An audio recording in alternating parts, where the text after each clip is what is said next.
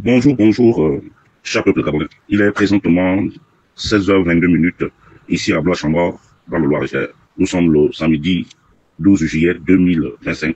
Je suis votre humble serviteur, le professeur Wilfried Okuma Kamikatou Leni Danjoko. À cette heure de la journée, je me permets de répondre très respectueusement à mon jeune frère, le candidat à la mort, le loup solitaire, son excellence, monsieur Bob Mengam. Monsieur Mengam Bob, veuillez me recevoir là où vous êtes.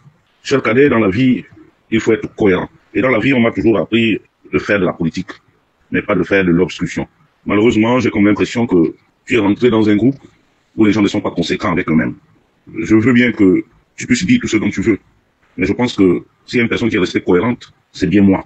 Et je n'ai pas honte, ou je ne regrette pas d'avoir rejoint le camp de M. Brice Oligui Nguema. Parce que j'estime que si on veut faire changer les choses, il faut être là où les choses se décident.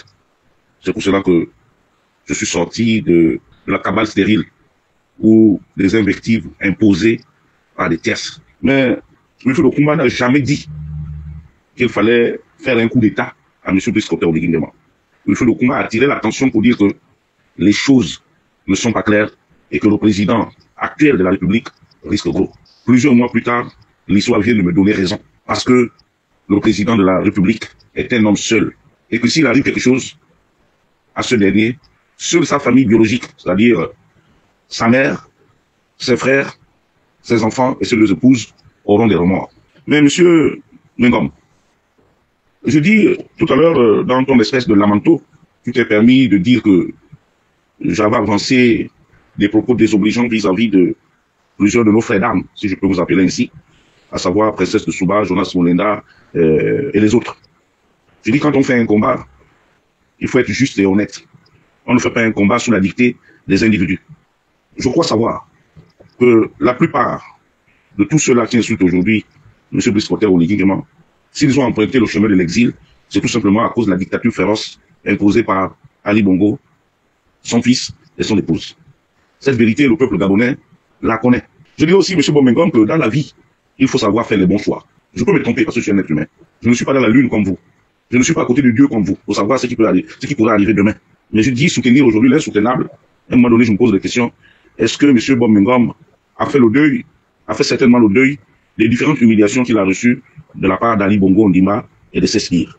Que reprochons-nous aujourd'hui à M. Brice Oligui Nguema? D'abord, dans un premier temps, il trouve un pays complètement clochalisé. Il trouve un pays où nous n'avons plus connu de développement depuis plusieurs années. Mais je ne dirais non plus que M. Brice Oligui n'était pas dans le système. Mais à un moment donné, lui aussi, il a subi l'embastillement de nos bourreaux que vous soutenez aujourd'hui, au vu aussi de tout le monde. Et les Gabonais, même ceux qui nous suivent à l'extérieur, n'arrivent plus à caricaturer le comportement du Gabonais. Nous sommes très versatiles. Venant de toi, je comprends aisément que c'est dans la haine de ceux-là qui t'ont mis au monde, notamment les femmes, parce que vous êtes très versatiles. Vous changez au gré de vos intérêts. C'est ça que je vous reproche chaque jour. Il faut avoir la reconnaissance. J'ai dit pendant 56 ans, nous avons subi la loi d'une famille. Même fait le grand maître Omar Bongo, lorsqu'il faisait ces choses, il ne faisait pas dose, mais nous avons beaucoup subi. Nos familles ont beaucoup subi. Je ne peux pas comprendre que des personnes sensées comme vous, des lumières, des intellectuels, puisque je me suis toujours défini comme quelqu'un qui n'a jamais été à l'école, et je suis un enfant de la rue. J'apprends à l'école de la vie. Mais comment se mettre derrière un groupe de personnes parce que la tête ou le visage d'Oligui ne plaît pas ne vous plaît pas. C'est ça qui se dégage dans l'opinion. Mais je dis, je viens de démontrer à la face du monde.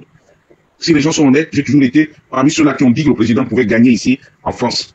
Ce qui ne pouvait pas exister. Ce qui était devenu un rêve. Rêver même de gagner ici était devenu un problème. Mais avec les autres, les Jean-Jacques Baudet, les Vigilio Fumangoy, les M. Milindanga, les autres, les Philmin Nguema, n'en déplaise à ces dictateurs, les Lorette Péa, les Sandrine Ngon, tous les Cyril Ona, les Madame Mboumba Djeno, Madame Messi Nandon, toutes ces personnes-là, les Alain Ngoulikinde, nous sommes tous mis au travail et nous avons réussi. Là, vous avez lamentablement échoué, puisque le candidat que vous souteniez est sorti de là complètement lessivé, avec à peu près 3%. Donc, vous allez dans vous taire et nous laisser avancer.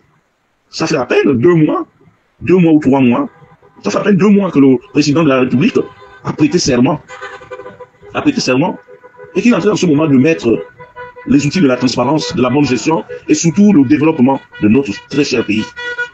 Mais M. Okuma Kamikatou n'est pas aux bêtises. Je ne dirais pas que j'apprécie ce qui s'est passé dans les geôles ou au sous-sol de la présidence, mais je n'ai aucune preuve matérielle pour dire à la face du monde que désormais, mon président, moi, celui que j'ai choisi, celui que j'ai soutenu, est un violeur. Je dis tout simplement que le verre est dans le fruit.